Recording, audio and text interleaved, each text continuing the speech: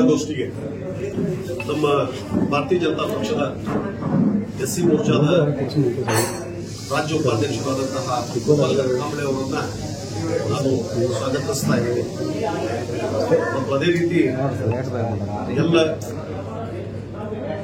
ಮಾಧ್ಯಮ ಮಿತ್ರರನ್ನು ಕೂಡ ಈ ಪತ್ರಿಕಾಗೋಷ್ಠಿಗೆ ಸ್ವಾಗತಿಸಿ, ಮೊದಲಿಗೆ ನಾನು ನನ್ನೆರಡು ವಿಚಾರಗಳನ್ನು ತಿಳಿಸಿ ನಂತರ ನಮ್ಮ ಭಾರತೀಯ ಜನತಾ ಪಕ್ಷದ ಮುಖಂಡರಾದಂತಹ ಗೋಪಾಲ್ ಗರ್ಕಾಂಬಳೆ ಅವರು ಕೂಡ ನಮ್ಮ ವಿಚಾರಗಳನ್ನು ತಿಳಿಸಲಿದ್ದಾರೆ.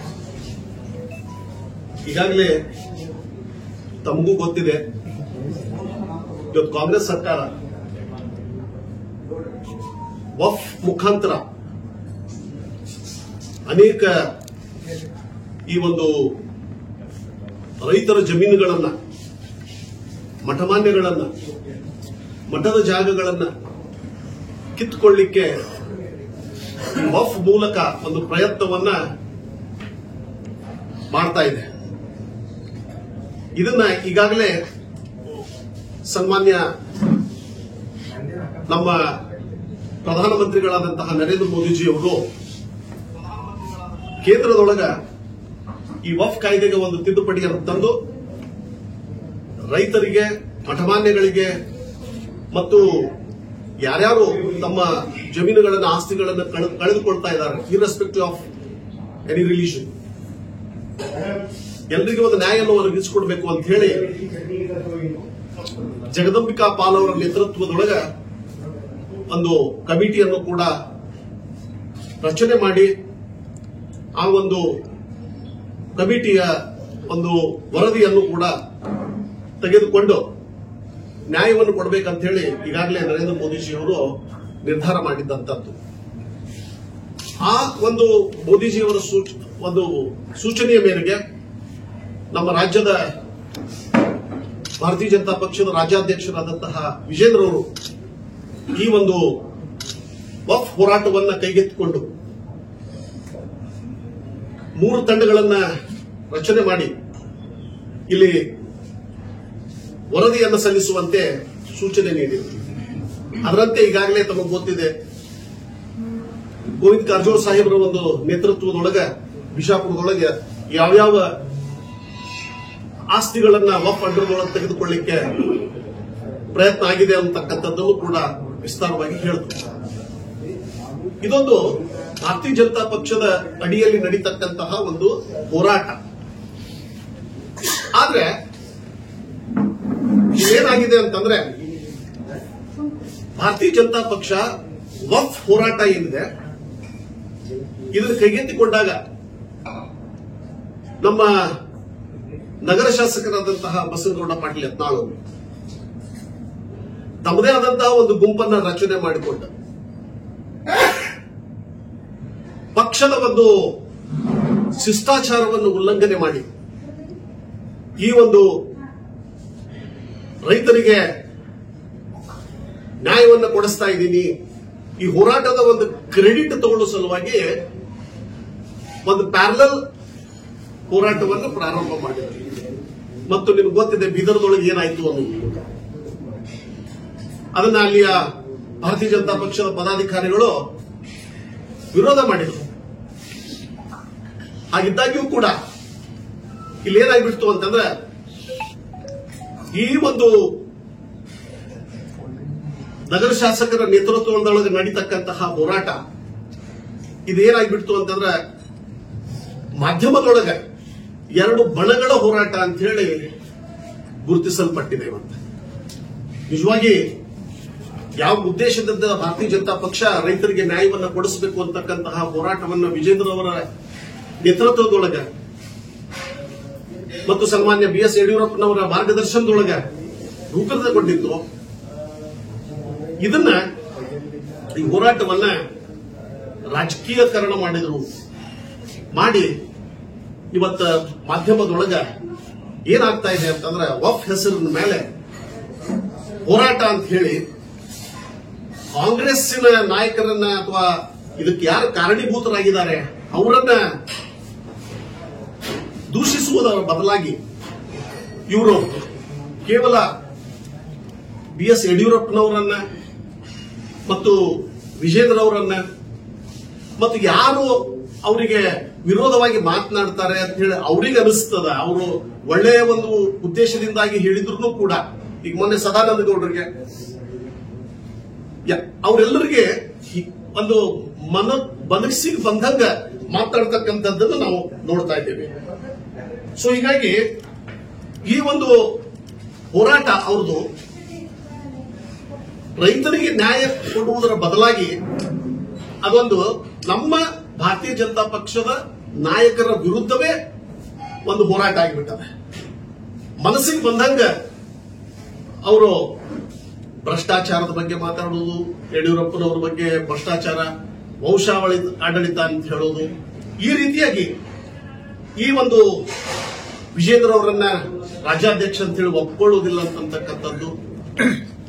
ಹಾಗಿದ್ರೆ ಪಕ್ಷ ನಿಮ್ಮನ್ನ, ನೀವು ಭಾರತೀಯ ಜನತಾ ಪಕ್ಷದಿಂದನೇ ಚುನಾಯಿತಗೊಂಡಿದ್ದವರು ಅದೀನಿ. ಸೊ ಹೀಗಾಗಿ ಈ ರೀತಿಯಾದಂತಹ ಅಂದ್ರೆ ವಿಜೇಂದ್ರ ಅವರ ಬಗ್ಗೆ ಅವರು ಇನ್ನೂ ವಯಸ್ಸಿನಲ್ಲಿ ಚಿಕ್ಕವರು ಅಂತ ಹೇಳಿ ಅದೊಂದು ಬಿಂಬಿಸ್ಲಿಕ್ಕೆ ಹತ್ತಿದ್ದಾರೆ. ಅವ್ರಿಗೆ 50 ವರ್ಷ ಇದೆ ಮತ್ತು ಒಂದು ರಾಜಕೀಯ ಕುಟುಂಬದೊಳಗೆ ಬೆಳೆದಂಥವ್ರು. ಅಷ್ಟೇ ಅಲ್ಲದೆ ನಮ್ಮ ಯುವ ಮೋರ್ಚಾದ ರಾಜ್ಯ ಪ್ರಧಾನ ಕಾರ್ಯದರ್ಶಿಯಾಗಿ ಕೆಲಸವನ್ನು ಮಾಡಿದಂಥವ್ರು, ಸಂಘಟನೆ ಮಾಡಿದಂಥವ್ರು ಮತ್ತು ರಾಜ್ಯ ಭಾರತೀಯ ಜನತಾ ಪಕ್ಷದ ಉಪಾಧ್ಯಕ್ಷರಾಗಿ ಕೂಡ ಸೇವೆ ಸಲ್ಲಿಸಿದ್ದಾರೆ, ಸಂಘಟನೆ ಮಾಡಿದ್ದಾರೆ, ಈಗ ಅಧ್ಯಕ್ಷರಾಗಿದ್ದಾರೆ. ಇದರಲ್ಲಿ ಮೋದಿಜಿಯವರಾಗಲಿ ನಮ್ಮ ಅಮಿತ್ ಶಾಜಿಯವರಾಗಲಿ ಕುಟುಂಬ ರಾಜಕಾರಣ ಅಂದ್ರೆ ಏನು ಅನ್ನೋದನ್ನು ಸ್ಪಷ್ಟೀಕರಣ ಕೊಟ್ಟಿದ್ದಾರೆ. ಇವತ್ತು ಅವರು ಕೂಡ ಇವತ್ತು ಹೇಳಬೇಕು, ಕುಟುಂಬ ರಾಜಕಾರಣ ಅಂತ ಹೇಳಿ ಈ ಕಡೆ ನೀವು ಸನ್ಮಾನ್ಯ BS ಯಡಿಯೂರಪ್ಪನವರಿಗೆ ಟೀಕೆ ಮಾಡ್ತೀರಿ, ಒಂದ್ ಕಡೆ ಉಪಚುನಾವಣೆ ಒಳಗೆ ಬೊಮ್ಮಾಯಿ ಅವರ ಮಗನ ಗೆಲ್ಲಿಸಲಿಕ್ಕೆ ಅಂತ ಹೇಳಿ 7 ದಿನ ಶಿಗ್ಗಾವಿ ಒಳಗೆ ಇದ್ದುಕೊಂಡ ಅಲ್ಲಿ ಒಂದು ಬೇರೆ ರೀತಿ ಮಾತನಾಡ್ತೀರಿ. ಅಂದ್ರೆ ಇವರು ತಮ್ಮ ಅನುಕೂಲತೆಯ ಪ್ರಕಾರ ಏನಾಗ್ತಾರ, ಬದಲಾವಣೆ ಆಗ್ತಾರೆ. ಅದಕ್ಕೆ ಅಂತೀವಿ ಚಮೇಲಿಯನ್ ಅಂತ ಹೇಳಿ ಒಂದು ಪ್ರಾಣಿ, ಅದು ಹೆಂಗ್ ಬೇಕು ಹಂಗ ಬಣ್ಣ ಬದಲು ಮಾಡ್ಕೊಳ್ತದೆ. ಈಗ ಸಂದರ್ಭ ಬಂತು ಅಂತಂದ್ರ ಹಿಂದೂ ಅಂತೀರಿ, ಮತ್ತ ಹಿಂದುತ್ವ ಕಡಿಮೆ ಮಾಡ್ತೀರಿ, ಪಂಚಮಸಾಲಿ ಅಂತೀರಿ, ಮತ್ತ ಇದಕ್ಕಿಂತ ಮೊದಲ ಯಾವುದೂ ಇರ್ಲಾರ್ದಾಗ ನಮಾಜನ್ನು ಬೀಳ್ತೀರಿ, ತಪ್ಪಿಗೆನೂ ಹಾಕೊಳ್ತೀರಿ, ಸುರ್ಕಂಬ ಹಂಚ್ತೀರಿ. ಅಂದ್ರೆ you gone keeping changing your colour. ನಿಮ್ಮ ಅನುಕೂಲತೆಯ ಪ್ರಕಾರ ರಾಜಕಾರಣವನ್ನ ಮಾಡ್ತಕ್ಕಂತಹ ವ್ಯಕ್ತಿ ಇವರು. ಸೊ ಹೀಗಾಗಿ ವಿಜೇಂದ್ರ ಅವರಿಗೆ ಟೀಕೆ ಮಾಡತಕ್ಕಂತಹ ಯಾವುದೇ ನೈತಿಕತೆ ನಿಮ್ಮಲ್ಲಿ ಇಲ್ಲ. ಯಾಕಂದ್ರೆ ಉಪಚುನಾವಣೆ ಒಳಗೆ 12 ಕ್ಷೇತ್ರಗಳನ್ನು ಗೆಲ್ಲಿಸಿಕೊಟ್ಟು ಭಾರತೀಯ ಜನತಾ ಪಕ್ಷ ಸರ್ಕಾರ ರಚನೆ ಮಾಡಲಿಕ್ಕೆ ಕಾರಣೀಭೂತರು ಯಾರಾದರೂ ಆಗಿದ್ರೆ ಅದು ಸನ್ಮಾನ್ಯ ವಿಜೇಂದ್ರ ಅವರು ಅಂತ ಹೇಳ್ಬೋದು ನಾವು. ಮತ್ತು ನಿಮ್ಮನ್ನು ಕೂಡ ಇಲ್ಲಿ ಸ್ಟಾರ್ ಪ್ರಚಾರಕರಂತ ಮಾಡಿದ್ದು, ಸುಮಾರು 30 ಕ್ಷೇತ್ರಗಳಲ್ಲಿ ಅಡ್ಡಾಡಿದ್ರಿ, ಒಂದಾದ್ರೂ ಗೆಲ್ಲಿಸಿಕೊಟ್ರ? ಒಂದು ಕ್ಷೇತ್ರನೂ ಕೂಡ ಗೆದ್ದು ಬರಲಿಲ್ಲ. ನೀವು ಎಲ್ಲೆಲ್ಲಿ ಹೋಗಿದ್ರಿ? ಮತ್ತು ಉಪಚುನಾವಣೆ ಒಳಗೆ ಶಿಗ್ಗಾವಿ ಒಳಗೆ ಹೋದ್ರಿ, 7 ದಿನ ಅಲ್ಲೇ ಇದ್ಕೊಂಡು ಭರತ್ ಬೊಮ್ಮಾಯಿ ಅವರನ್ನ ಗೆಲ್ಲಿಸ್ತೀನಿ ಅಂತ ಹೇಳಿ ದೊಡ್ಡ ದೊಡ್ಡ ಭಾಷಣ ಮಾಡಿದ್ರಿ. ಅಲ್ಲಿ ಪಂಚಮಸಾಲಿಯರ ಸಂಖ್ಯೆ ಜಾಸ್ತಿ ಅದ, ನಾ ಹೇಳಿದ್ರೆ ಪಂಚಮಸಾಲಿಯರು ವೋಟ್ ಹಾಕ್ತಾರ ಅಂತ ಹೇಳಿ ಹೋದ್ರಿ.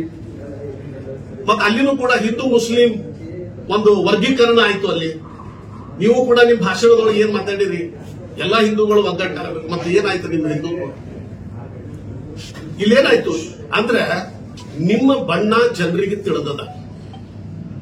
ನೀವು ಯಾವುದೇ ಇವಾಗ ಪಂಚಮಸಾಲಿ ಬಗ್ಗೆನೂ ಹೇಳಬೇಕಾದ್ರೆ ಪಂಚಮಸಾಲಿನೂ ಕೂಡ ನೀವು ಯಾವಾಗಂದ್ರೆ ಈ 2A ಹೋರಾಟದೊಳಗೆ ನೀವು ಗುರುತಿಸ್ಕೊಂಡಿರಿ.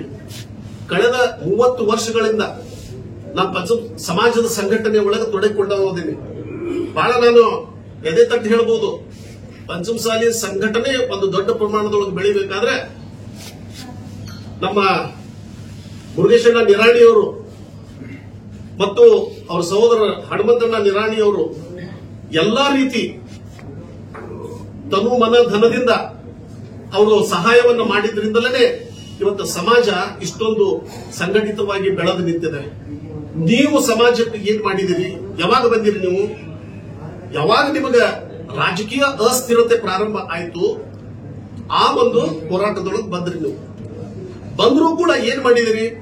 ಇವತ್ತಂತೀರಿ ಇವತ್ತ ಲಕ್ಷ್ಮೀ ಹೆಬ್ಬಾಳ್ಕರ್ ಅವರಾಗ್ಲಿ, ಕಾಶಪ್ಪನವರಾಗ್ಲಿ, ಕಾಂಗ್ರೆಸ್ಸಿನ ಕೆಲವೊಂದು ಮುಖಂಡರು, ಶಾಸಕರು ಇವತ್ತೇನು ಅವ್ರಿಗೆ ಇವತ್ತು ಅಯೋಗ್ಯ ಪಂಚಮಸಾಲಿ ಶಾಸಕರು ಅಂತ ಕರೀತಾ ಇದ್ದೀರಿ. ಮತ್ತೆ ಇದೇ ಅಯೋಗ್ಯ ಶಾಸಕರ ಜೊತೆಗೆ ಸೇರ್ಕೊಂಡ ಭಾರತೀಯ ಜನತಾ ಪಕ್ಷ ಸರ್ಕಾರ ಉರುಳಲಿಕ್ಕೆ ಕಾರಣೀಭೂತರಾದವರು ನೀವೇ ಅಲ್ಲ.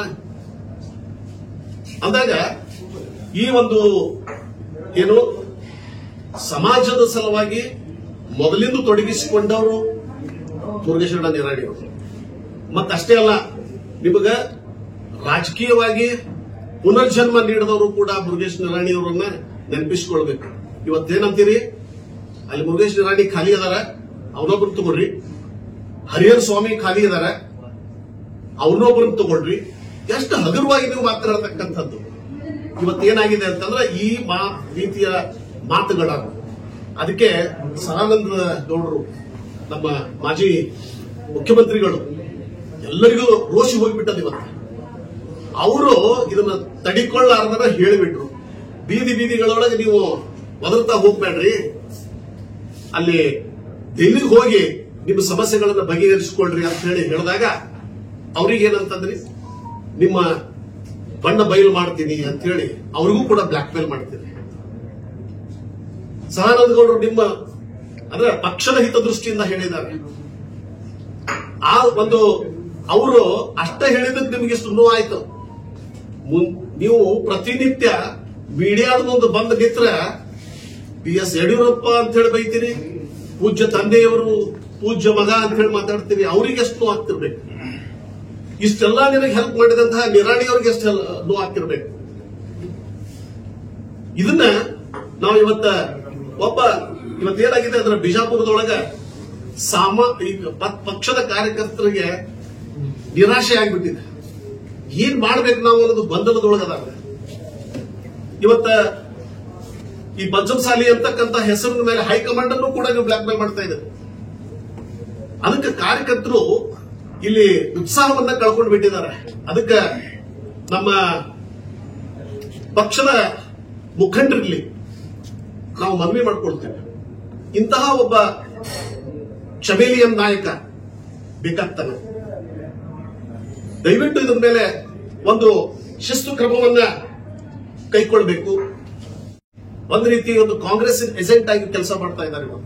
2023 ಚುನಾವಣೆ ಒಳಗೆ ನಾವು ಸೋಲ್ಬೇಕಾದ್ರೆ ಇವರು ಹರಕ ಬಾಯಿ ಯಾವ ರೀತಿಯಾಗಿ ನಮ್ಮ ನಾಯಕರನ್ನೇ ತೆಗಳ್ತಾ ಹೋದ, ಅದೇ ಒಂದು ನಮ್ಮ ಸೋಲಿಗೆ ಕಾರಣವಾಗಿದೆ. ಇಂಥವ್ರ ವಿರುದ್ಧ ಶಿಸ್ತು ಕ್ರಮವನ್ನ ತೆಗೆದುಕೊಳ್ಬೇಕು. ಮತ್ತು ಈ ಒಂದು ನಮ್ಮ ಭಾರತೀಯ ಜನತಾ ಪಕ್ಷದ ಒಂದು ಕಾರ್ಯಕರ್ತರ ಭಾವನೆಗಳನ್ನು ಅರ್ಥವನ್ನು ಮಾಡಿಕೊಂಡು ಪಕ್ಷ ಸಂಘಟನೆ ಮತ್ತೊಮ್ಮೆ ಚುರುಕುಗೊಳಿಸಬೇಕು ಅಂತ ಹೇಳಿ ನಾವು ಈ ಒಂದು ಪತ್ರಿಕಾಗೋಷ್ಠಿ ಮೂಲಕ ನಮ್ಮ ಹಿರಿಯರಲ್ಲಿ ನಾನು ಕೇಳಿಕೊಳ್ತಾ ಇದ್ದೇನೆ. ಮತ್ತು ವಿಷಯ ಅಂತಂದ್ರೆ, ಇವನು ಭಾಷಣ ಮಾಡಬೇಕಾದ್ರೆ ಮುಸ್ಲಿಮರನ್ನು ಬೈಯೋದನ್ನು ಬಿಟ್ರೆ, BSYರನ್ನು ಬೈದು ಬಿಟ್ರೆ ಭಾಷಣದೊಳಗೆ ಏನೂ ಇರುವುದೇ ಇಲ್ಲ. ಒಂದು ನಾನು ಸಂದರ್ಭವನ್ನು ಹೇಳಿ ಬಯಸ್ತಾ ಇದ್ದೀನಿ. ಇದೇ ಸಿದ್ದೇಶ್ವರ ಗುಡಿ ಮುಂದೆ ಒಂದು ಭಾಷಣ ಮಾಡಿದವರು. ಏನಂತ, ಮುಸಲ್ಮಾನರು ಬಬಲೇಶ್ವರ ನಾಕಾದೊಳಗ ಆದಿಲ್ ಶಾಹಿ ಸರ್ಕಲ್ ಮಾಡ್ತೀನಿ ಅಂತ ಹೇಳಿ ಜಿಗಿದಾಡ್ತಾ ಇದಾರೆ. ಅವ್ರು ಹೇಗೆ ಮಾಡ್ತಾರ ನಾನು ನೋಡ್ಕೊಂತೀನಿ. ನೀ ಹೇಳಿಕೆ ಕೊಟ್ಟ ಒಂದು ದಿನದೊಳಗನೆ ಆ ಸರ್ಕಲ್ ಪರ್ಮಿಷನ್ ತಗೊಂಡು ಬಂದ, ರಾಜ್ಯದ ಅನುಮತಿಯನ್ನು ಪಡ್ಕೊಂಡ, ಗೆಜೆಟ್ ಮಾಡಿಕೊಂಡ, DC ಅವರಿಂದ ಇವತ್ತ ಇಬ್ರಾಹಿಂ ಆದಿಲ್ ಶಾ ಸರ್ಕಲ್ ಉದ್ಘಾಟನೆ ಆಗಿದೆ. ಏನ್ ಮಾಡಿದ್ರಿ ನೀವು? ಬರೀ ಭಾಷಣ ಮಾಡಿ ಹೋಗಿಬಿಡೋದು ಅಷ್ಟದ. ಅದನ್ನ ತಡಿಲಿಕ್ಕೆ ಏನ್ ಮಾಡಿದ್ರಿ ಹಂಗಿದ್ರೆ? ಮತ್ತೆ ಯಾಕೆ ಜನರನ್ನ ಅನಾವಶ್ಯಕವಾಗಿ ಈ ಒಂದು ಪ್ರಚೋದನೆ ಮಾಡಲಿಕ್ಕೆ ಪ್ರಯತ್ನವನ್ನು ನೀವು ಮಾಡ್ತಾ ಇದ್ದೀರಿ. ಮತ್ತು ನಿಮ್ಮ ಒಂದು ಲೀಡರ್ಶಿಪ್ ಏನೈತಿ ಅನ್ನೋದು ಇಲ್ಲಿಯವ್ರಿಗೆಲ್ಲರಿಗೂ ಗೊತ್ತದ. ಮೊನ್ನೆ ಇದೇ ನಿಮ್ಮ ಒಂದು ಕಟೌಟ್ ಹರಿದು ಹಾಕಿದ್ರು. ಹರಿದು ಹಾಕಿದಾಗ ಪೊಲೀಸರು ಅವ್ರನ್ನ ಅರೆಸ್ಟ್ ಮಾಡಿದ್ರು. ಯಾರು ನಿಮ್ಮ ಪರವಾಗಿ ನಿಂತು ಪ್ರತಿಭಟನೆ ಮಾಡಿದ್ರು ಅನ್ನೋದನ್ನ ಹೇಳ್ರಿ. ಅಂದ್ರೆ ನಿಮ್ಮ ಒಂದು ಕಾರ್ಯ ಭಾಷಣಕ್ಕೆ ಮಾತ್ರ ಸೀಮಿತವಾಗಿದೆ. ಸೊ ಹೀಗಾಗಿ ಇವತ್ತ ನೀವು ಯಾವ ಮಟ್ಟಕ್ಕೆ ಹೋಗಿರಿ ಅಂತಂದ್ರೆ ಹೈಕಮಾಂಡ್ ಕೂಡ ಚಾಲೆಂಜ್ ಮಾಡ್ತೀರಿ. ಇವತ್ತು ರಾಷ್ಟ್ರೀಯ ಅಧ್ಯಕ್ಷರಿಗೂ ಕೂಡ ನೀವು ಅಸಭ್ಯವಾಗಿ ಮಾತನಾಡಿದ್ರಿ. ಆಕ್ಷನ್ ಹೆಂಗ್ ತಗೊಳ್ತಾರ ಐ ಡೋಂಟ್ ಕೇರ್ ಅಂತ ಹೇಳಿ ಚಾಲೆಂಜ್ ಮಾಡ್ತೀರಿ. ಅಂದ್ರೆ ಈ ಒಂದು ಏನು ನೀವು ಒಬ್ಬ ಕಾಂಗ್ರೆಸ್ಸಿನ ಏಜೆಂಟ್ ಆಗಿ ನಮ್ಮ ಪಕ್ಷವನ್ನ ದುರ್ಬಲಗೊಳಿಸ್ತಾ ಇದ್ದೀರಿ ಅಂತ ಹೇಳಿ ನಾನು ಖಡಾಖಂಡಿತವಾಗಿ ಹೇಳಲಿಕ್ಕೆ ಬಯಸ್ತಾ ಇದ್ದೀನಿ. ಮತ್ತು ಕೂಡ ಹೇಳಿದ್ರೆ ನಿಮ್ಮನ್ನು ಯಾರೂ ಕರೆದಿಲ್ಲ, ಮತ್ತ ನಾ ಯಾವುದೇ ಹುದ್ದೆ ನಿರೀಕ್ಷೆ ಮಾಡಂಗಿಲ್ಲ ಅಂತ ಹೇಳ್ತೀರಿ. ನಿಮಗೆಲ್ಲಾ ಆಶೆಗಳದಾವ. ಯಡಿಯೂರಪ್ಪರನ್ನ ಹೊಗಳ್ತಾ ಇರುವ ಸಂದರ್ಭದೊಳಗ ಏನ್ ಮಾಡಿದಿರಿ? ನಮ್ಮ ರಾಷ್ಟ್ರೀಯ ನಾಯಕರಾದಂತಹ ನಮ್ಮ ಕೇಂದ್ರ ಮಂತ್ರಿಗಳಾದಂತಹ ಪ್ರಹ್ಲಾದ್ ಜೋಶಿ ಅವ್ರಿಗೆ ಬೈದಿರಿ, ಆಮೇಲೆ BL ಸಂತೋಷ್ ಅವ್ರಿಗೆ ಬೈದಿರಿ,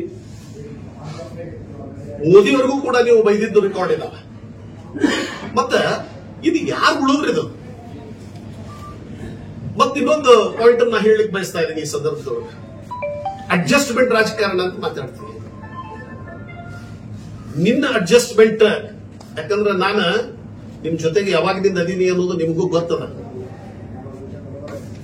BL ನಮ್ಮ ಪಾಟೀಲ್ ಅವರು ಕುದುರೆ ಸಾಲೋಟಿಗೆ MP ಎಲೆಕ್ಷನ್ ನಿಂತಿದ್ರು.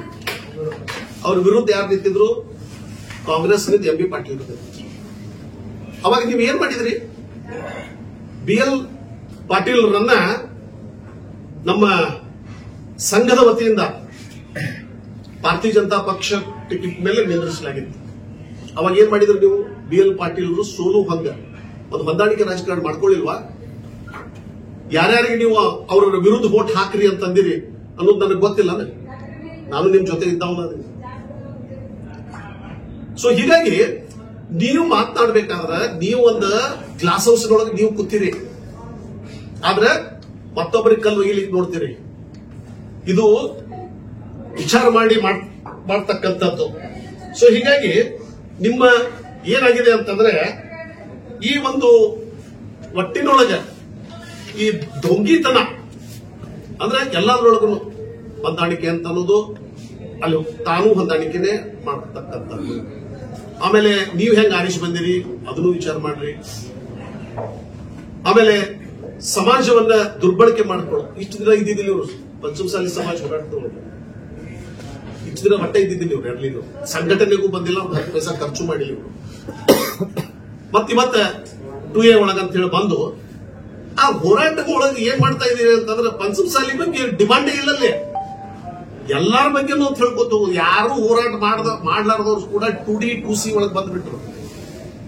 ನಾವ್ ಇಟ್ಟೆಲ್ಲಾ ಮಾಡಿ 2A ತಗೊಳಕ್ ಆಗೋಲ್ದ, ನಿನ್ನಿಂದ ಆಗೋಲ್ ನಮಗ. ಮತ್ತಿವತ್ತ ಕಾಶಪ್ಪನವ್ರ ಬೈತಿ, ಲಕ್ಷ್ಮೀ ಹೆಬ್ಬಾಳ್ಕರ್ ಅವ್ರ ಗೌರವದಿಂದ ಮಾತಾಡ್ರಿ. ಅದ ನಿಮಗೆ ಸದಾನಂದ ಗೌಡ್ರು ಮಾತಾಡಿದಾಗ ಬಹಳ ನೋವಾಯ್ತು ನನಗ. ಅದ ನೀ BS ಯಡಿಯೂರಪ್ಪನವ್ರಿಗೆ, ವಿಜೇಂದ್ರ ಅವ್ರಿಗೆ, ನಿರಾಣಿ ಅವರಿಗೆ ಮಾತಾಡ್ಬೇಕಾದ್ರ ಅವ್ರಿಗೆ ನೋವಾಗಂಗಿಲ್ವಾ? ಅಂದ್ರ ಈ ಒಂದು ಅಂದ್ರೆ ತನಗೊಂದು ಮತ್ತೊಬ್ಬರಿಗೊಂದನೆ. ಹೀಗೆ ಈ ಒಂದು ನಗರ ಶಾಸಕರಾದಂತಹ ನಮ್ಮ ಇವರು ಇವತ್ತೇನು ಈ ಹೋರಾಟವನ್ನು ಮಾಡ್ತಾ ಇದ್ದಾರೆ. ಒಬ್ಬ ಸಾಮಾನ್ಯ ಪಕ್ಷದ ಕಾರ್ಯಕರ್ತನಾಗಿ ಆ ನೋವನ್ನ ನಾವೆಲ್ಲರೂ ಅನುಭವಿಸಿದೀವಿ. ಅದಕ್ಕೆ ಆ ಕಾರ್ಯಕರ್ತರ ಪರವಾಗಿ ನಾನು ಇವರೇನು ಒಂದು ವಕ್ಫ್ ಹೋರಾಟವನ್ನು ಮಾಡ್ತಾ ಇದ್ದಾರೆ ಇದನ್ನು ನಾವು ವಿರೋಧಿಸ್ತೀವಿ. ಒಂದು ವೇಳೆ ಬಿಜಾಪುರದೊಳಗೆ ನೀವೇನಾದ್ರೂ ಪ್ರವೇಶ ಮಾಡಿದ್ರಿ ಅಂತಂದ್ರೆ ಪಕ್ಷದ ಬ್ಯಾನರ್ದೊಳಗೆ ಬರ್ರಿ, ನಮ್ದೇನು ಅಭ್ಯಂತರ ಇಲ್ಲ. ವಿಜೇಂದ್ರವರನ್ನ ರಾಜ್ಯಾಧ್ಯಕ್ಷರದಾರ ಪಕ್ಷ ಅಂತಂದ್ರೆ ವಿಜೇಂದ್ರರನ್ನ ನಾವು ಒಪ್ಕೊಳ್ಳೇಬೇಕಾಗ್ತದೆ. ಅವ್ರ ನೇತೃತ್ವದೊಳಗೆ ಬರ್ರಿ, ನಾವು ಕೂಡ ಬೆಂಬಲ ಕೊಡ್ತೀವಿ. ಒಂದು ವೇಳೆ ಒಂದು ಗುಂಪಾಗಿ ಬಂದ್ರಿ ಅಂತಂದ್ರೆ ಇದನ್ನ ನಾವು ವಿರೋಧಿಸ್ತೀವಿ ಮತ್ತು ಕಾರ್ಯಕರ್ತರ ಒಂದು ಹಿತವನ್ನ ಗಮನದಲ್ಲಿಟ್ಟುಕೊಂಡು ಈ ಒಂದು ವಫ್ ಹೋರಾಟ ಏನಾದರೂ ಇದು ಬಿಜಾಪುರ ಪ್ರವೇಶ ಆಯಿತು ಅಂತಂದ್ರೆ ನಾವು ಅದನ್ನ ಕಾರ್ಯಕರ್ತರು ಸೇರ್ಕೊಂಡು ಹಿತೈಷಿಗಳು, ಭಾರತೀಯ ಜನತಾ ಪಕ್ಷದ ಹಿತೈಷಿಗಳು ಸೇರಿ ಅದನ್ನು ವಿರೋಧಿಸ್ತೀವಿ ಅಂತ ಹೇಳಿ ಈ ಸಂದರ್ಭದಲ್ಲಿ ಹೇಳಿಕ್ಕೆ ಬಯಸ್ತಾ ಇದ್ದೀನಿ. ನಮ್ಮ ಗೋಪಾಲ್ ಅವರು ಒಂದೆರಡು ಮಾತು ಹೇಳ್ತಾರೆ, ಆಮೇಲೆ ನಮ್ಮ ಪ್ರಶ್ನೆ. ನಮ್ಮ ಹಿರಿಯ ಭಾರತೀಯ ಜನತಾ ಪಕ್ಷದ ನಾಯಕರಾದಂಥ ಸುರೇಶ್ ಬಿರಾದಾರ್ ಅವರು ಸಾಕಷ್ಟು ಬಸನಗೌಡ ಪಾಟೀಲ್ ಯತ್ನಾಳ್ ಅವರ ಬಗ್ಗೆ ಆಗಲಿ ನಮ್ಮ ಪಕ್ಷದಲ್ಲಿ ಯಾವ ರೀತಿ ಇರಬೇಕು ಅನ್ನೋದು ಸವಿಸ್ತಾರವಾಗಿ ತಮ್ಮ ಗಮನಕ್ಕೆ ತಂದಿದ್ದಾರೆ.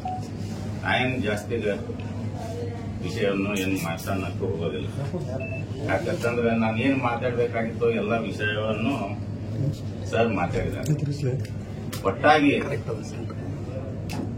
ನಮ್ಮ ಜಿಲ್ಲೆಯ ಭಾರತೀಯ ಜನತಾ ಪಕ್ಷದ ಪದಾಧಿಕಾರಿಗಳು ಹಾಗೂ ಕಾರ್ಯಕರ್ತರ ಏನು ಮನಸ್ಸಿನಲ್ಲಿದೆಯೋ ಅದನ್ನು ನಾವು ನೇರವಾಗಿ ತಮ್ಮ ಮುಂದೆ ಹೇಳಕ್ಕೆ ಇಷ್ಟಪಡ್ತೇವೆ. ಏನು ಬೀದರ್ದಿಂದ ಚಾಮರಾಜವರೆಗೆ ಪಕ್ಷದ ಬ್ಯಾನರ್ ಆಗಿ ಮತ್ತು ಪಕ್ಷದ ಅಧ್ಯಕ್ಷರ ಆದೇಶದ ಮೇರೆಗೆ ಮಾಡಿದರೆ ನಾವೆಲ್ಲರೂ ಅವರಿಗೆ ಸ್ವಾಗತ ಬಯಸ್ತಿದ್ವಿ. ಅವ್ರ ಜೊತೆ ಕೂಡ ನಾವು ಇರ್ತಿದ್ವಿ. ಆದ್ರೆ ಪಕ್ಷದ ವಿರುದ್ಧವಾಗಿ ಏನ್ ರಾಜ್ಯಾಧ್ಯಕ್ಷರ ಒಪ್ಕೊಳ್ಳೋದಿಲ್ಲ ಅಂತ ಹೇಳಿ ಏನ್ ಮಾಡ್ತಾ ಇದ್ದಾರೆ. ಒಟ್ಟಾರೆಯಾಗಿ ಈ ಏನು ಅವರ ಹೋರಾಟಕ್ಕೆ ನಾವು ವಿರೋಧ ಮಾಡ್ತಾ ಇದ್ದೇವೆ. ನಮ್ಮ ಬಿಜಾಪುರದ ಭಾರತೀಯ ಜನತಾ ಪಕ್ಷದ ಕಾರ್ಯಕರ್ತರ ಪರವಾಗಿ ಬಸನಗೌಡರನ್ನ ಹೇಳೋದಿಕ್ಕೆ ತಾವೇನಾದರೂ ಈ ಹೋರಾಟ ಮಾಡ್ತಾ ಇದ್ದರೆ ಸನ್ಮಾನ್ಯ ರಾಜ್ಯಾಧ್ಯಕ್ಷರಾದಂಥ ವಿಜೇಂದ್ರ ಅವರ ನೇತೃತ್ವದಲ್ಲಿ ಮಾಡಿದರೆ ಅದು ಬಹಳ ಶೋಭೆ ಆಗ್ತದೆ. ಯಾಕಂತಂದ್ರೆ ಇವತ್ತು ಏನಿದು ವಫ್ ಕಾನೂನು ಏನಿದೆ, ಕೇಂದ್ರ ಸರ್ಕಾರ ನರೇಂದ್ರ ಮೋದಿ ಅವರು ಈ ಅಧಿವೇಶನದಲ್ಲಿ ದೇಶಕ್ಕೆ ಒಂದು ಒಳ್ಳೆಯ ಸಂದೇಶ ಕೊಡಬೇಕನ್ನೋ ಒಂದು ಉದ್ದೇಶದಿಂದ ಈ ಕಾನೂನವನ್ನು ತಿದ್ದುಪಡಿ ಮಾಡೋದಾಗ್ಲಿ ಅಥವಾ ಈ ಕಾನೂನವನ್ನು ಅನುಕೂಲ ಆಗಬೇಕು ಎಲ್ಲರಿಗೆ, ರೈತರಿಗೆ ಹಾಗೂ ಮಠಾಧೀಶರಿಗೆ ಹಾಗೂ ಸಾರ್ವಜನಿಕರಿಗೆ ಏನೇನು ತೊಂದರೆ ಆಗಿದೆ ಅದನ್ನು ಸರಿಪಡಿಸಬೇಕನ್ನೋ ಉದ್ದೇಶದಿಂದ ನಮ್ಮ ದೇಶದ ಪ್ರಧಾನಮಂತ್ರಿಗಳು ಈ ಕಾನೂನನ್ನು ಒಂದು ಒಳ್ಳೆಯ ಇದು ಮಾಡಬೇಕನ್ನೋ ಉದ್ದೇಶದಿಂದ ಅದನ್ನ ಇವರು ಉಪಯೋಗ ತಗೊಂಡು ಕರ್ನಾಟಕದಲ್ಲಿ ನಾನು ಹೀರೋ ಆಗಬೇಕಂತ ಹೊರಟಿದ್ದಾರೆ ಬಸನಗೌಡ ಪಾಟೀಲ್. ಇವರು ನಮ್ಮ ರಾಜ್ಯಾಧ್ಯಕ್ಷರಾದಂತ ವಿಜೇಂದ್ರ ಅವರು ಒಪ್ಕೊಳ್ಳೋದಿಲ್ಲ. ಪುಣ್ಯಾತ್ಮ ನಿಮ್ಗೆ ಯಾರು ಒಪ್ಪುವ ಅಂದಾರಪ್ಪ, ಯಾರು ಒಪ್ಪುವ ಅಂದಾರ? ನಮ್ಮ ರಾಷ್ಟ್ರೀಯ ನಾಯಕರು, ರಾಜ್ಯ ನಾಯಕರು ಎಲ್ಲರೂ ಕೂಡ ವಿಜೇಂದ್ರ ಅವರಿಗೆ ಅಧ್ಯಕ್ಷ ಮಾಡ್ಯಾರ. ನೀವು ಒಪ್ಕೊಳ್ಳೋದು ಅವಶ್ಯಕತೆ ಇಲ್ಲ. ನಿನ್ನೆ ನಾಯಕರಂತೇಳಿ ಯಾರು ಒಪ್ಕೊಂಡಾರ? ಬಸನಗೌಡ್ರೆ ನಿಮ್ಗೆ ನಾಯಕರಂತೇಳಿ ಯಾರು ಒಪ್ಕೊಂಡಾರ? ನೀವು ನಾಯಕರಂತೇಳಿ ಏನಾದರೂ ನಮ್ಮ ಪಕ್ಷಕ್ಕೆ ಗೊತ್ತಿದ್ರ, ನಮ್ಮ ರಾಷ್ಟ್ರೀಯ ನಾಯಕರಿಗೆ, ರಾಜ್ಯ ನಾಯಕರಿಗೆ ಗೊತ್ತಿದ್ರ ನೀವು ಹಿಂದೆ ಬಿ ಎಸ್ ಯಡಿಯೂರಪ್ಪರ ಸರ್ಕಾರದಾಗ ಒಂದ್ ಯಾವ್ದಾದ್ರು ಸಣ್ಣ ಮಂತ್ರಿ ಆದರೂ ಆಗ್ತಿದ್ರಿ. ಅಥವಾ ಮೊನ್ನೆ ಇದ್ರೆ ನಮ್ಮ ಸರ್ಕಾರ ಹೋದಕ್ಕೆ ಕಾರಣ ನೀವೇ ಕೂತರು. ಯಾಕಪ್ಪ ಅಂತಂದ್ರೆ ಬಾಯಿಗೆ ಬಂದಂಗ ನಮ್ಮ ಪಕ್ಷದ ಮುಖಂಡರಿಗೆ ವಿರೋಧವಾಗಿ ವಿಧಾನಸೌಧದೊಳಗೂ ಮಾತಾಡಿದ್ರಿ, ಹೊರಗೂ ಮಾತಾಡಿದ್ರಿ, ಎಲ್ಲ ಮಾತಾಡಿದ್ರಿ. ಜನ ಏನಪ್ಪಾ ಇದು ಅವರವ್ರೊಳಗೆ ಸಜ್ಜಿಲ್ಲ ಅಂತೇಳಿ ನಮಗೆ ಅಧಿಕಾರ ಕೊಡ್ಲಿಲ್ಲ. ಇನ್ನು ಮುಂದಾದರೂ ಅಧಿಕಾರ ನಾವು ಹಿಡಿಬೇಕನ್ನೋ ಒಂದು ಸಾಕಷ್ಟು ಒಂದು ಒಳ್ಳೆಯ ಹೋರಾಟಗಳನ್ನು ಮಾಡ್ಕೊತಾ ಬಂದಂತ ವಿಜೇಂದ್ರ ಅವರಿಗೆ ಹಿನ್ನಡೆ ಮಾಡುವಂತ ಕೆಲಸವನ್ನ ನೀವು, ಪಕ್ಷ ಹಾಳು ಮಾಡುವಂತ ಕೆಲಸವನ್ನ ನೀವು ಮಾಡ್ತಾ ಇದ್ದೀರಿ. ದಯವಿಟ್ಟು ಆ ರೀತಿ ಆಗಬಾರ್ದು ಅನ್ನೋ ಉದ್ದೇಶದಿಂದ ನಾವು ರಾಷ್ಟ್ರೀಯ ಅಧ್ಯಕ್ಷರು ಹಾಗೂ ರಾಜ್ಯಾಧ್ಯಕ್ಷರಿಗೂ ಹಾಗೂ ರಾಷ್ಟ್ರೀಯ ನಾಯಕರು, ರಾಜ್ಯ ನಾಯಕರು ಎಲ್ಲರೂ ಸೇರಿಕೊಂಡು ಒಂದು ಒಳ್ಳೆಯ ನಿರ್ಣಯವನ್ನು ತೆಗೆದುಕೊಳ್ಳಬೇಕು. ಯಾಕಪ್ಪ ಅಂತಂದ್ರೆ ಇಲ್ಲಿ ಕಾರ್ಯಕರ್ತರಿಗೆ ಬಹಳ ನೋವಾಗ್ತಾ ಇದೆ. ಯಾಕಂತಂದ್ರೆ ಸಾಕಷ್ಟು ಪ್ರತಿಯೊಂದು ಏನೇ ಒಂದು ಹೋರಾಟಗಳನ್ನು ಕೊಟ್ಟರೆ ಕಾರ್ಯಕರ್ತರು ಪ್ರಾಮಾಣಿಕತೆಯಿಂದ ಹೋರಾಟಗಳನ್ನು ಮಾಡಿ ಪಕ್ಷ ಬಲಿಷ್ಠ ಮಾಡಲಿಕ್ಕೆ, ಪಕ್ಷ ಸಂಘಟನೆ ಮಾಡಲಿಕ್ಕೆ ಸಾಕಷ್ಟು ಹೋರಾಟಗಳನ್ನು ಮಾಡಿ ಸಂಘಟನೆಯನ್ನು ಮಾಡ್ತಾ ಇದ್ದಾರೆ. ಆದರೆ ಈ ಪುಣ್ಯಾತ್ಮ ಬಸನಗೌಡರು ಪಕ್ಷ ಹಾಳು ಮಾಡುವಂತ ಕೆಲಸವನ್ನು ಸತತವಾಗಿ ಹೋದ ಅವಧಿಯಲ್ಲಿ ಕೂಡ ಮಾಡಿದ್ದಾರೆ, ಈ ಅವಧಿಯಲ್ಲಿ ಕೂಡ ಮಾಡಿದ್ದಾರೆ. ಈಗ ಮುಂಬರುವ ಚುನಾವಣೆಯಲ್ಲಿ ಏನಾದರೂ ನಾವು ಪಕ್ಷ ಸಂಘಟನೆ ಮಾಡಿ ಅಧಿಕಾರವನ್ನು ಹಿಡಿದು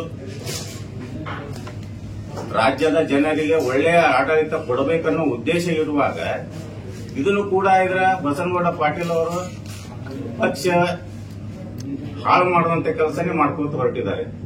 ಇವ್ರು ಮಾಡುವುದನ್ನು ನೋಡಿದ್ರೆ ಇವ್ರು ಇದ್ರ ಕಾಂಗ್ರೆಸ್ ಏಜೆಂಟರಾಗಿ ಏನಾದರೂ ಕಾಂಗ್ರೆಸ್ದವ್ರಿಗೆ ಏನೋ ಬುಕ್ ಆಗಿದ್ದಾರೆ ಏನೋ ಅಂತ ನನಗೆ ಅನಿಸ್ತಾ ಇದೆ.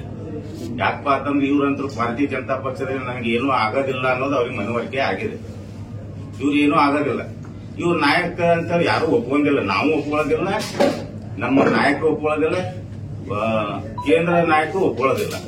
ಹೀಗಿರುವಾಗ ಸುಮ್ಮನೆ ಕಾಂಗ್ರೆಸ್ದವ್ರ ಜೋಡಿ ಏಜೆಂಟ್ಗೆ ಮಾಡ್ಕೊಂಡು ಏನಾದರೂ ವ್ಯವಸ್ಥೆ ಮಾಡ್ಕೊಂಡು ಇರ್ಬೇಕಂತೇಳಿ ಬಸನಗೌಡರು ತಿಳ್ಕೊಂಡು ಹೊರಟಿದ್ದಾರೆ.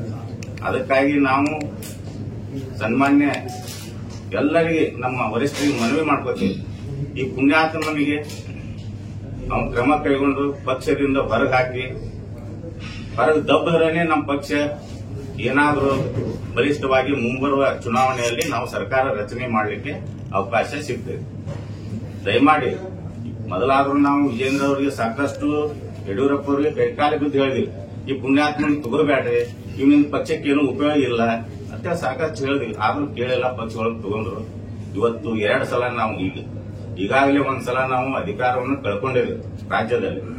ಇನ್ನು ಮುಂದೆ ಆದ್ರೆ ಕಳ್ಕೋಬಾರ್ದು ಅನ್ನೋ ಉದ್ದೇಶದಿಂದ ದಯಮಾಡಿ ಎಲ್ಲ ವರಿಷ್ಠರಿಗೆ ನಾನು ಮನವಿ ಮಾಡ್ಕೊತೀನಿ, ಆದಷ್ಟು ಬೇಗ, ಇನ್ನೂ ಸಮಯ ಸಾಕಷ್ಟಿದೆ, ನಮ್ಮ ಹೋರಾಟಗಳು ಸಾಕಷ್ಟು ರಾಜ್ಯದ ಜನತೆ ನಮಗೆ ಬೆಂಬಲ ಕೊಡ್ತಾ ಇದೆ, ಹೋರಾಟಗಳು ಯಶಸ್ವಿ ಆಗ್ತಾ ಇದೆ. ಇಂಥ ಸಂದರ್ಭದಲ್ಲಿ ಆದಷ್ಟು ಬೇಗ ನಿರ್ಣಯ ತಗೊಂಡು ಬಸನಗೌಡ ಪಾಟೀಲ್ ಯತ್ನಾಳ್ ಅವರಿಗೆ ಪಕ್ಷದಿಂದ ಹೊರಗೆ ಹಾಕ್ರಿ. ಈ ಪುಣ್ಯಾತ್ಮದಿಂದ ಏನೂ ಉಪಯೋಗ ಇಲ್ಲ. ಪಕ್ಷದಿಂದ ಏನು ಕೊಡುಗೆ ಐತಿ ನಾನು ಕೇಳ್ತೀನಿ ಬಸನಗೌಡರೇ, ಪಕ್ಷಕ್ಕೆ ನಿಮ್ಮಿಂದ ಕೊಡುಗೆ ಏನು? ಪಕ್ಷದಿಂದ ನೀವು ಸಾಕಷ್ಟು ಈ ಲೆವೆಲ್ಗೂ ಬೆಳೆದಿರಿ, ಕೇಂದ್ರ ಮಂತ್ರಿ ಆದ್ರಿ. ಅವಾಗ ನಿಮ್ ವಯಸ್ಸೆಟ್ಟಿದ್ರಿ, ಅವಾಗ ನಿಮ್ ವಯಸ್ಸೆಟ್ಟಿತ್ತು ಬಸನಗೌಡ್ರೆ. ವಿಜೇಂದ್ರ ಸಣ್ಣವ್ರ ಅಂತ ಹೇಳ್ತೀರಿ. ಅವಾಗ ನಿಮ್ ಕೇಂದ್ರ ಮಂತ್ರಿ ಮಾಡುವಾಗ ಸಂಕೇಶ್ವರ ಅವರು ಸೀನಿಯರ್ ಇದ್ರು, ಅವ್ರು ಮಾಡ್ತೇವಂದ್ರೆ ಏನ್ ಮಾಡ್ಲಿ ಅಮ್ಮ ಯುವಕ ಪಟ್ಟು ಬಿಡ್ರಿ ಅಂತ ಹೇಳ್ತಾನೆ. ಆದ್ರೆ ನಿಮ್ಗೆ ನಾಲೆಜ್ ಇತ್ತು ಅವಾಗ. ಅದೇ MP ಆಗಿದ್ರೆ ಫಸ್ಟ್ MP. ಅವಾಗೇನ್ ನೀವು ಬಹಳ ಬುದ್ಧಿವಂತರು, ಬಹಳ ವಯಸ್ಸಾದವ್ರು ಇದ್ರಿ.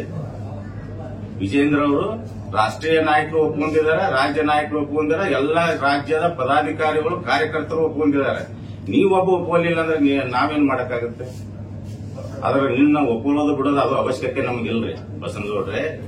ನೀವು ಯಡಿಯೂರಪ್ಪರ್ಗತ್ತೆ ಸೈಕಲ್ ಮ್ಯಾಗ ಅಡ್ಡಾಡಿ ಸಂಘಟನೆ ಮಾಡ್ಯಾರ, ಇಡೀ ರಾಜ್ಯದ ಜನತೆ ಗೊತ್ತೈತಿ, ಎಲ್ಲರಿಗೂ ಗೊತ್ತೈತಿ. ನಾವು ಸೈಕಲ್ ಮ್ಯಾಗ ಅಡ್ಡಾಡಿರತ್ತ ನಿನ್ನೆ ಮೊನ್ನೆ ಪತ್ರಿಕೆ ಒಳಗೆ ಹೇಳ್ತೀವಿ. ನೀವು ಯಾವಾಗ್ರಿ 92-93ಕ್ಕಿಂತ ಹಿಂದ ನೀವೇನ್ ಮಾಡ್ತಿದ್ರಿ? ಟ್ರಕ್ ಕ್ಲೀನರ್ ಆಗಿ ಹೋಗ್ತಿದ್ರಿ ನಿಮ್ಮ ಸ್ವಂತ ಉಪಜೀವನಕ್ಕಾಗಿ. 92-93 ಹಿಂದ ಟ್ರಕ್ ಕ್ಲೀನರ್ ಆಗಿ ಹೋಗ್ತಿದ್ರಿ ಬಸನಗೌಡ್ರೆ. ಅದು ಎಲ್ಲಾ ಇಡೀ ಜಿಲ್ಲೆಯ ಜನತೆಗೆ ಗೊತ್ತೈದೆ. ಅದರ ನಂತರ ನೀವು ಅಂದ್ರೆ 92-93ರಲ್ಲಿ ಜಿಲ್ಲಾ ಅಧ್ಯಕ್ಷರಾದ್ರಿ. ಅವಾಗ ಯಾರೋ ಏನೋ ಅವಾಗ ಗಚ್ಚಿನಮಠ ಅವ್ರು, ಚಂದ್ರಶೇಖರ್ ಗಚ್ಚಿನಮಠ ಅವ್ರು MLA ಇದ್ರು. ಅವ್ರು ಆ ಕಡೆ ಬಾಗಲಕೋಟೆಗೆ ಹೋದಾಗ ಏನೋ ನಿಮ್ಮ ಪುಣ್ಯ ಎಲ್ಲಾರು ಹಿರಿಯರು ಕೂಡಿ ಇಲ್ಲಿ ಒಳ್ಳೆ ಮದಾನ ಯುವಕದಾನ ಟಿಕೆಟ್ ಕೊಡ್ರಿ ಅಂತ ಹೇಳಿದ್ರು. ಎಲ್ಲಾರು ಆಶೀರ್ವಾದ ಮಾಡಿದ್ರು. ಅವ್ರ ಪುಣ್ಯದಿಂದ ಆರಿಸಿ ಬಂದ್ರಿ.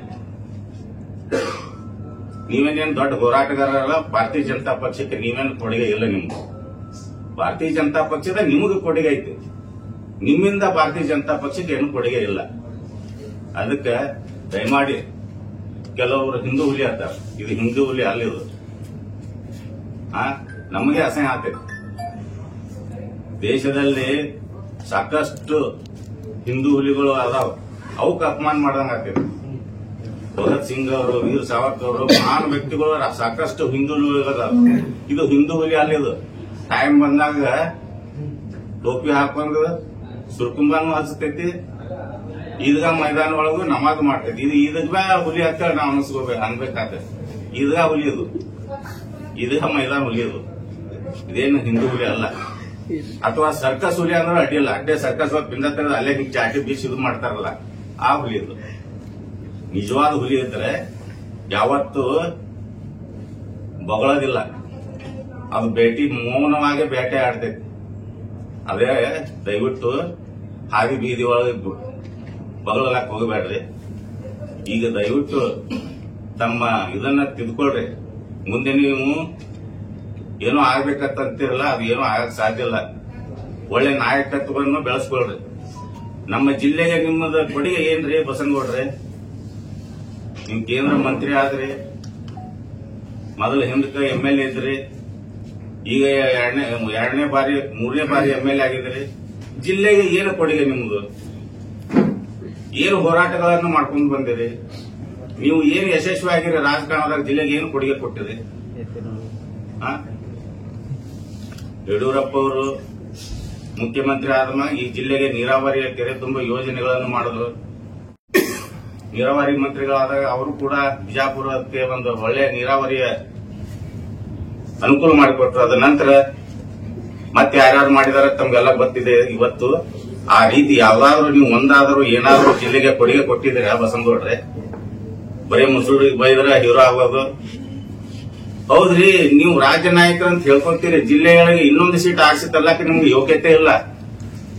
ನೀವೇ ಆರಿಸಿ ಬರ್ಬೇಕಾದ್ರೆ ರಗಡ್ ಎಲ್ಲಾರು ಕೈಕಾಲು ಬಿದ್ದು, ಅಲ್ಪಸಂಖ್ಯಾತರ ಲೀಡರ್ಸ್ಗಳು ಕೈಕಾಲು ಬಿದ್ದು ಎಪ್ಪಣ್ಣ ಅಂದು ಹೋಗಿ ಏನೇನ ಮಾಡಿ ಆರಿಸಿ ಬಂದಿರಿ. ಎಲ್ಲ ಕೂಡ 5-6 ಸಾವಿರ ಓಟ್ಗಳು. ನೀವು ನಿಮ್ಮ ನಾಯಕತ್ವದ ಇದು ಇತ್ತಂದ್ರೆ ರಾಜ್ಯ ನಾಯಕರು ಅನ್ಲಕ್ಕಲ್ಲ, ಜಿಲ್ಲಾದ ನಾಯಕರು ಬೇಕಾದ್ರೆ ನಿಮ್ ಜೋಡಿ ಯಾರ್ಯಾರು ಒಬ್ಬರೇ MLA ಆರಿಸಿ ತರಬಹುದಿತ್ತಲ್ಲ. ನೀವೇ ಮತ್ತೊಂದು ಕ್ಷೇತ್ರದಾಗ ಹೋಗಿ ನಿಂತರ ಆರಿಸಿ ಬರೋದಿಲ್ಲ ಇಲ್ಲೇ ಜಿಲ್ಲಾದಾಗ. ನಿಮ್ ಹೆಂಗ್ ನಾಯಕರ ಒಪ್ಕೊಳ್ಳೋ ನಾವು ರಾಜ್ಯ ನಾಯಕರು ಅಂತೇಳಿ ಬಸನಗೌಡ್ರೆ? ಅದಕ್ಕೆ ದಯಮಾಡಿ ನಿಮ್ ನಾಯಕತ್ವ ಎಲ್ಲ ನಮ್ಮ ಪಕ್ಷದ ಕಾರ್ಯಕರ್ತರಿಗೆ ಗೊತ್ತೈತಿ, ನಮ್ಮ ನಾಯಕರಿಗೆ ಗೊತ್ತೈತಿ. ನಿಮ್ಮಂದೇನು ಕಲಿಯಬೇಕಾಗಿಲ್ಲ, ನಿಮ್ಮೊಂದು ಅವಶ್ಯಕತೆನೂ ನಮ್ಮ ಪಕ್ಷಕ್ಕಿಲ್ಲ. ಅದಕ್ಕೆ ದಯಮಾಡಿ ನಮ್ಮ ರಾಷ್ಟ್ರೀಯ ನಾಯಕರಿಗೆ, ರಾಜ್ಯ ನಾಯಕರಿಗೆ ಒಂದ್ ಮಾತು ಮನವಿ ಮಾಡ್ಕೊತೇನೆ. ಆದಷ್ಟು ಬೇಗ ಈ ಪುಣ್ಯಾತ್ಮನಿಗೆ ಕ್ರಮ ಕೈಗೊಂಡು ಹೊರಗೆ ಹಾಕಿದ್ರೆ ನಮ್ಮ ಪಕ್ಷ ಉಳಿತದ. ಮುಂದಿನ